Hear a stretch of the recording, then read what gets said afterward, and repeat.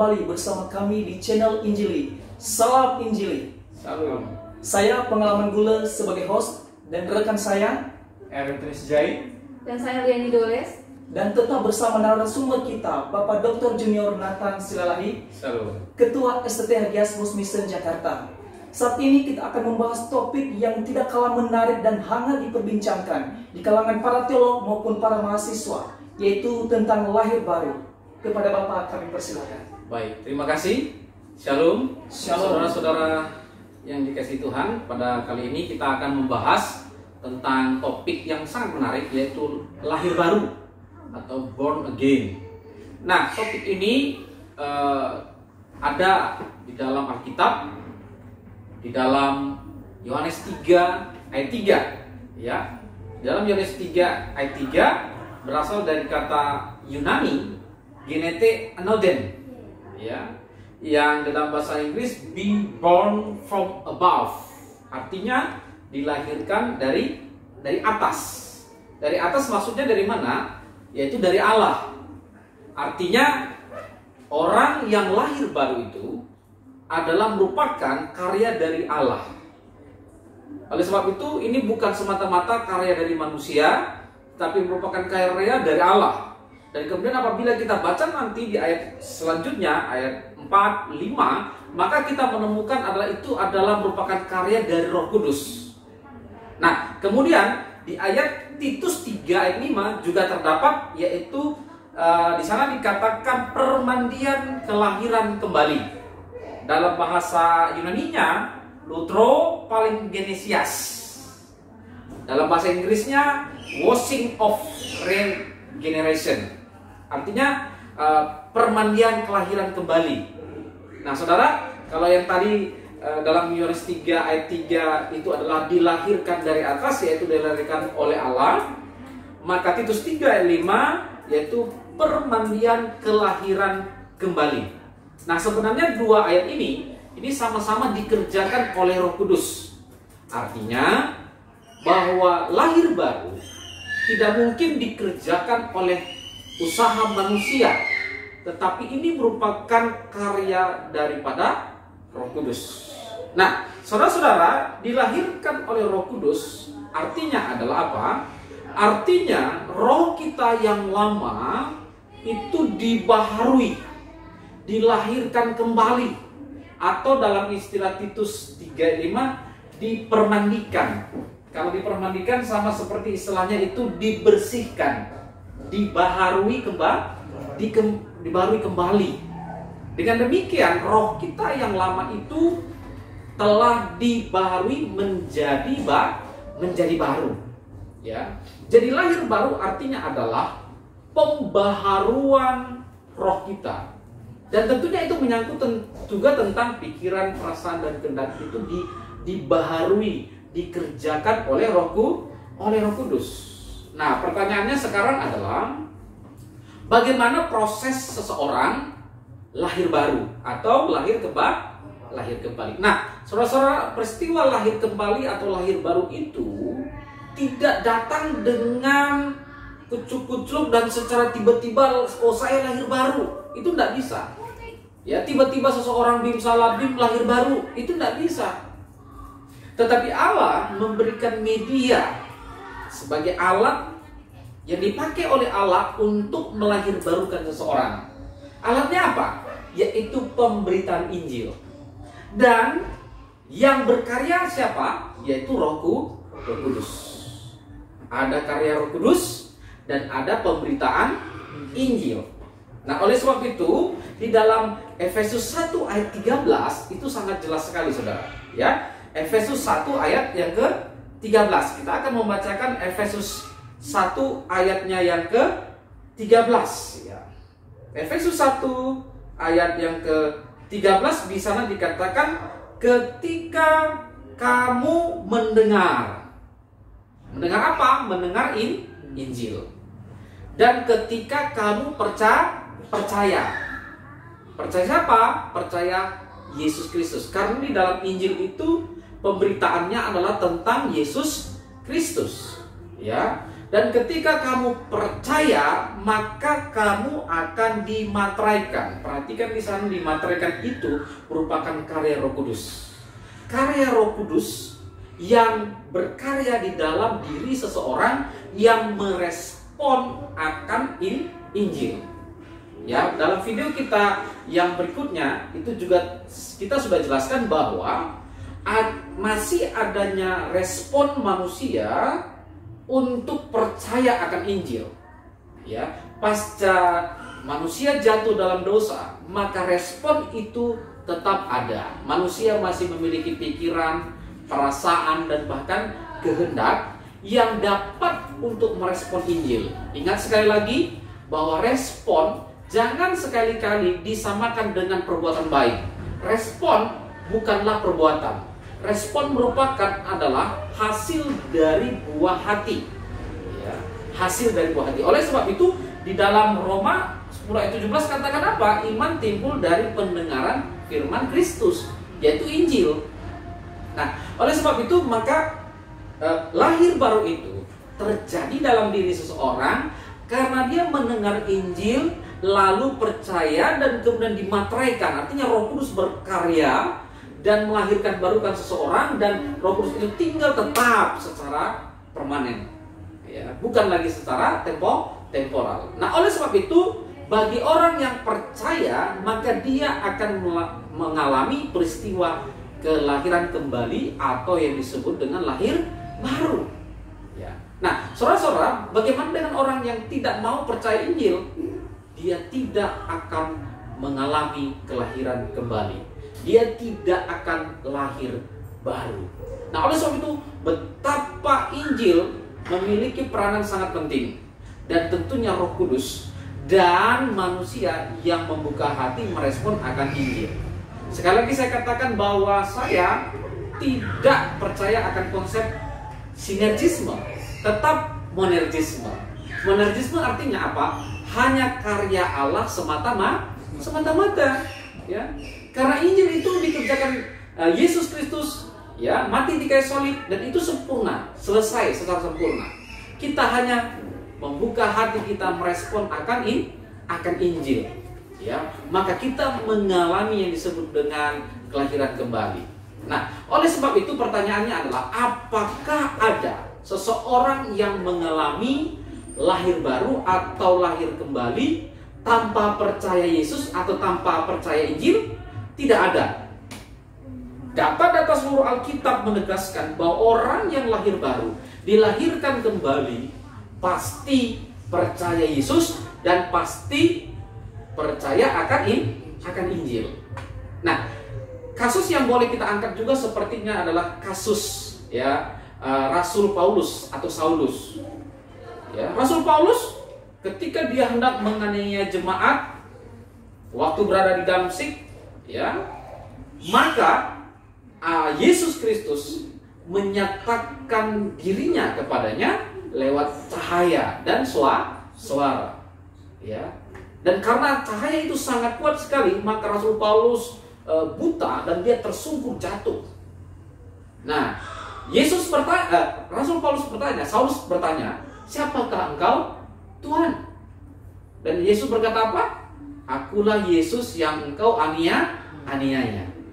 Nah, kemudian Yesus berkata, "Pergilah ke tempat yang akan kuberikan kepadamu." Yaitu nanti dia bertemu dengan Ananias. Nah, dari situ Paulus, ya, bisa dikatakan mengalami perjumpaan dengan Yesus. Tetapi mengalami perjumpaannya dengan Yesus ini secara unik.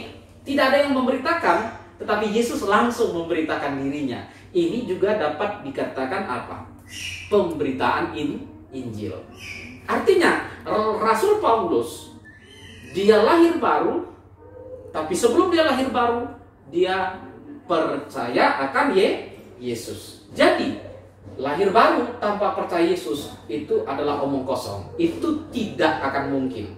Jadi kalau ditanya, mana yang lebih dahulu? Apakah percaya dulu atau lahir baru? Atau lahir baru dulu baru percaya? Maka jawabannya adalah percaya Yesus dulu atau percaya Injil dulu, baru seseorang mengalami kelahiran kembali.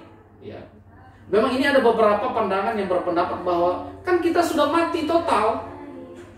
Kita sudah mati total, sudah rusak total, bagaimana mungkin kita akan percaya?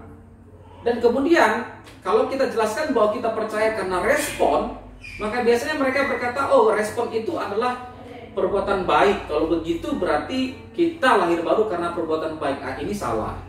Respon bukanlah perbuatan baik. Ya, respon bukan perbuatan baik. Nah, jadi percaya Yesus, ya, barulah kita dimateraikan oleh Roh Kudus. Dan ketika dimateraikan oleh Roh Kudus, disinilah pembaharuan terjadi.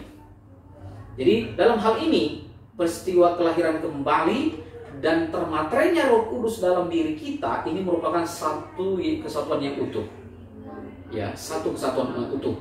Ya, Roh Kudus tinggal tetap dalam diri seorang, dan disitulah Roh Kudus berkarya dan memenuhi dan melahirkannya kembali. Demikian. Baik, saat ini kita masuk dalam ruang diskusi. Kepada rekan-rekan yang mau bertanya, dipersilakan. Oke, terima kasih. Saya akan mengawali pertanyaan. Tadi sudah dijelaskan begitu baik oleh beliau sebagai narasumber kita. Tadi dikatakan bahwa yang pertama itu adalah harus percaya baru dilahirkan. Lalu bagaimana tanggapan Bapak dengan pandangan yang mengatakan lebih duluan lahir baru percaya? Ya, bagaimana pandangan saya? Ketika ada pendapat berkata bahwa lahir baru dulu baru percaya. Nah, pertanyaannya begini: kalau seseorang lahir baru, bagaimana mungkin dia bisa lahir baru? Sedangkan dia belum percaya Yesus. Nah, kalau seseorang lahir baru dulu baru percaya Yesus, itu berarti ada orang yang sudah lahir baru, tetapi dia belum percaya Yesus. Ya kan? Kita perhatikan coba urutannya ya. Kalau kita katakan bahwa dia lahir baru dulu baru percaya Yesus, itu berarti dia sudah lahir baru duluan, tetapi belum percaya Yesus. Iya kan? Nah, ini sesuatu yang bertentangan dengan data Alkitab. Tetapi yang sesuai dengan dikatakan Alkitab adalah apa? Percaya Yesus, atau ini pistis, iman, barulah seseorang lahir baru. Ya. Dengan demikian benar bahwa orang yang lahir baru adalah orang yang percaya Yesus. Begitu. Terima kasih Pak untuk tanggapannya tentang pertanyaan barusan. Sudah dipersilakan. Tadi Bapak menjelaskan bahwa percaya Yesus dulu baru lahir baru. Sebagai pertanyaan saya di sini Pak, mengapa orang percaya itu harus mengalami yang namanya lahir baru? Ya, mengapa orang percaya harus mengalami lahir baru? Karena kodrat kita, natur kita adalah natur yang berdosa, sehingga kita harus dilahirkan kembali. Kita harus dibaharui. Ya, roh kita dibaharui, pikiran, perasaan, kehendak kita harus dibaharui. Supaya apa? Agar kita benar-benar dapat mengikut kehendak Tuhan. Karena jika kita masih dalam posisi kita manusia yang lama, nah kita tidak akan bisa mengikuti firman Tuhan. Jadi kenapa seseorang harus dilahirkan kembali? Agar dia dapat mengikuti apa yang diperintahkan oleh firman Tuhan. Maka hasil dari proses lahir baru itu, inilah yang disebut sebagai apa? Manusia baru. Jadi urutannya adalah mendengar Injil, percaya Injil, ya kan? Percaya di sini, iman di sini. Akhirnya dia dimateraikan, di sini terjadi kelahiran kembali lahir baru, ya. Lahir baru di sinilah lahirlah yang disebut dengan manusia baru. Nah, jika seseorang tidak dilahirkan kembali, maka dia tidak berhak melihat kerajaan Allah sesuai dengan Yohanes 3 ayat yang ke-3 dan ke-4. Ya. Seseorang yang tidak dilahirkan kembali dari roh, yaitu Roh Kudus maksudnya di sana, maka dia tidak berhak mendapat kerajaan Allah dan dia berada di bawah penghukuman. Nah, oleh sebab itu, maka Injillah sebagai cermin bagi kita untuk menegaskan bahwa seseorang itu ya diselamatkan atau tidak diselamatkan. Demikian. Lalu orang percaya itu mengalami lahir baru itu berapa kali, Pak? Ya, ini juga pertanyaan menarik. Ya, berapa kali seseorang atau orang percaya mengalami kelahiran kembali atau lahir baru? Ya, lahir baru itu cukup satu kali dan hanya satu kali. Ya, Alkitab tidak menegaskan mengatakan bahwa lahir baru itu berulang-ulang sekali, dua kali, tiga kali, enggak. Lahir baru itu cukup satu kali. Mungkin ada orang berkata begini, dia sepertinya kemarin ya berpura-pura saja lahir baru gitu. Itu sebenarnya bukan lahir baru gitu ya. Yang disebut lahir baru ya dalam Efesus 1 ayat 13 gitu kan, dan Yohanes 3 ayat 34 itu benar-benar suatu peristiwa yang sungguh-sungguh mengubah hidup seseorang, dan ini bukan main-main. Ya. Jadi ketika kita berkata bahwa percaya atau beriman, pisteo, itu sesuatu yang benar-benar ya sungguh-sungguh dialami oleh seseorang. Jadi tidak ada perkataan dia hanya percaya tapi percayanya hanya berpura-pura, itu nggak benar. Kalau kita kembali kepada Alkitab, prinsip Alkitab bahwa percaya itu adalah iman pisteo. Dan di dalam pisteo, kata pisteo itu mengandung kata setia. Ya, kesetiaan. Demikian. Jadi hanya satu kali orang mengalami kelahiran kembali, dan ketika itu dia dimateraikan sampai kapan? Efesus 1 ayat 14 katakan apa? Sampai akhir nanti menjadi jaminan. Artinya apa? Roh Kudus menjadi jaminan sampai akhir zaman. Artinya apa? Sampai nanti kita kesudahan hidup kita akan menjadi jaminan bagi kita.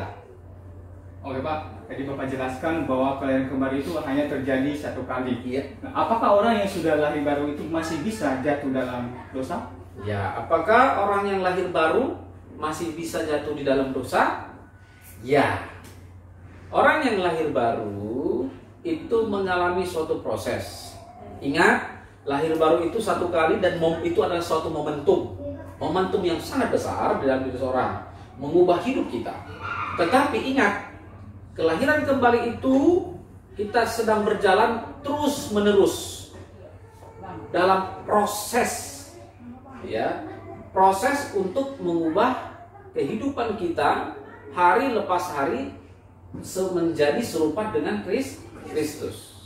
Tapi lahir baru itu satu kali momentum, selesai lahir baru itu. Tapi proses untuk serupa dengan Kristus satu kali. Jadi sama seperti lahir, kita lahir secara fisik satu kali. Demikian juga lahir baru atau dilahirkan dari Roh Kudus satu kali. Tetapi di dalam menuju kesempurnaan dengan Kristus, maka itu terus berproses. Demikian. Oleh sebab itu masih ada kemungkinan untuk jatuh dalam dosa, tetapi ingat, bukan berarti terus-menerus berbuat dosa, terus berdosa, terus-menerus, maka dia hidup dalam dosa. Ini enggak. Ini bukan ciri manusia baru. Orang yang lahir baru atau ciri manusia baru adalah ketika mungkin dia jatuh dalam dosa, maka dia cepat berbalik, ya, cepat berbalik, dan dia akan bangkit kembali. Jadi kalau ada orang yang berkata bahwa dia sudah lahir baru, tapi dia terus dalam kehidupannya yang lama, berbuat dosa yang lama itu terus sampai akhir hidupnya, dapat dipastikan dia belum lahir baru.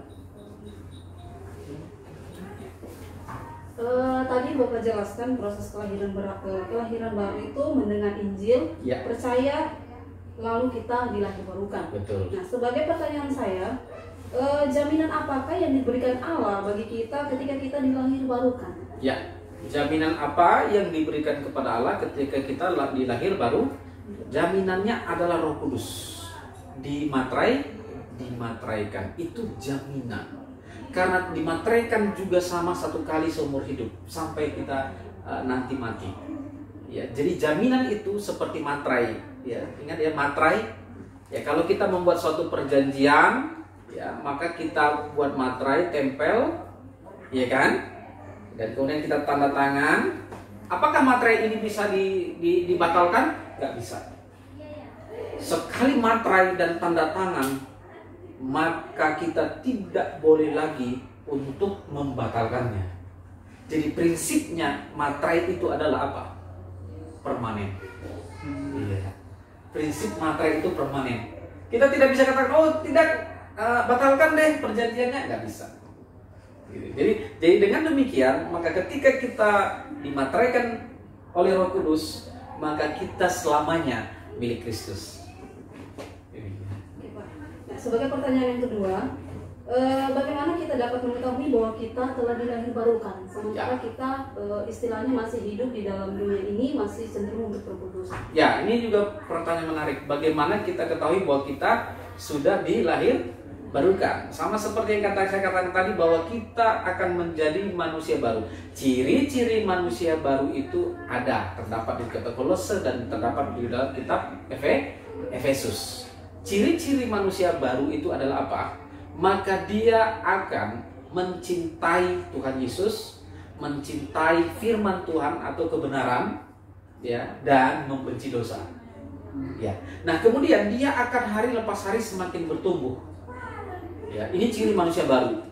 Mencintai Tuhan Yesus, mencintai firman Tuhan, dan dia membenci dosa, dan hari lepas hari dia semakin bertumbuh dalam iman.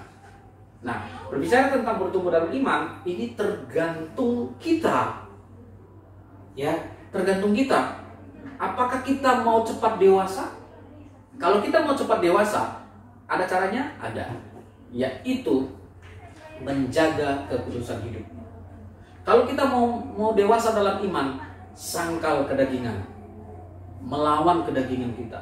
Kalau mau kita dewasa dalam iman, maka kita harus, ya, terus menerus membaca firman Tuhan dan melakukan firman Tuhan. Nah, kalau kita melakukan ini, maka kita akan cepat mengalami pertumbuhan iman. Inilah yang membedakan si A atau si B. Misalnya ya, A atau B. Sama-sama lahir baru. Tapi kenapa aku dewasa sekali dalam iman, lahir baru? Setelah lahir baru dia dewasa sekali. Karena dia disiplin dalam rohani. Ya. Tetapi si B kok lambat sekali? Ya, karena dia tidak disiplin dalam rohani. Disiplin dalam rohani seperti yang saya tadi katakan. Dia semakin mencintai Tuhan Yesus, mencintai firman Tuhan, kebenaran, melakukan kebenaran firman Tuhan, menjaga kekudusan, ya, melayani Tuhan, mengasihi sesama. Dia cepat akan bertumbuh dalam iman. Kira-kira begitu. Oke Pak, saya lanjut Ya. pertanyaan lagi. Tadi Bapak jelaskan bahwa lahir baru itu merupakan karya Allah. Ya. Kalau lahir baru adalah semata-mata karya Tuhan saja, lalu apakah gunanya usaha manusia menginjili orang lain yang belum mengenal Tuhan? Ya. Apa gunanya usaha manusia menginjili orang lain? Ingat bahwa memang lahir baru itu adalah karya Allah, tetapi Allah juga, ya, memberikan mandatnya, ya, memberikan mandatnya lewat pemberitaan Injil. Jadi Allah tidak tiba-tiba menunjuk seseorang, si A, kamu saya lahir barukan. Oh saya lahir baru ya? Enggak bisa. Ya. Kalau kita baca Alkitab, maka cara kerja Allah, ya, agar manusia diselamatkan, agar manusia lahir baru, cara kerjanya ada. Proses yang dibuat oleh Allah itu ada. Prosesnya apa? Pemberitaan Injil. Ya. Jadi Allah tetap berdaulat, Allah tetap berkuasa, lahir baru tetap merupakan karya Roh Kudus atau karya Allah, tetapi prosesnya adalah lewat pemberitaan Injil. Jadi pemberitaan Injil inilah yang dipakai Allah. Ini ditetapkan oleh Allah agar seseorang diselamatkan, agar seseorang mengalami kelahiran baru. Kira-kira demikian. Oke Pak, terima kasih. Dan satu pertanyaan terakhir lagi Pak, untuk meneguhkan kembali seperti apa sih lahir baru yang Bapak percaya dan Alkitab baik. Alkitab Ya, baik, terima kasih. Sesuai dengan Alkitab, maka lahir baru itu adalah karya Allah semata-mata. Di mana karya Allah itu ditegaskan lewat pemberitaan Injil. Ketika seseorang mendengar berita Injil, percaya akan berita Injil atau percaya Yesus, karena berita Injil adalah Yesus, tentang Yesus Kristus, karya keselamatan Kristus. Ketika dia percaya, maka dia dimateraikan dan dilahirbarukan. Nah, oleh sebab itu, maka pemberitaan Injil sangat penting di dalam tugas ya keselamatan atau karya keselamatan yang dikerjakan oleh Allah. Karena pemberitaan Injil lah yang dipakai Allah dalam karya keselamatannya. Nah, oleh sebab itu maka kita semuanya harus terbeban di dalam pemberitaan Injil. Nah, adanya respon manusia akan Injil, maka dia akan diselamatkan. Jadi tetap lahir baru merupakan karya Allah semata-mata, bukan hasil usaha manusia. Respon tidak boleh dijadikan atau disamakan dengan perbuatan baik. Demikian. Terima kasih Pak atas beberapa penjelasan dari pertanyaan kami, dan sekarang saya serahkan kepada Hans. Demikian saja obrolan kita tentang lahir baru. Semoga bermanfaat bagi kita semua. Tuhan Yesus memberkati. Shalom. Shalom.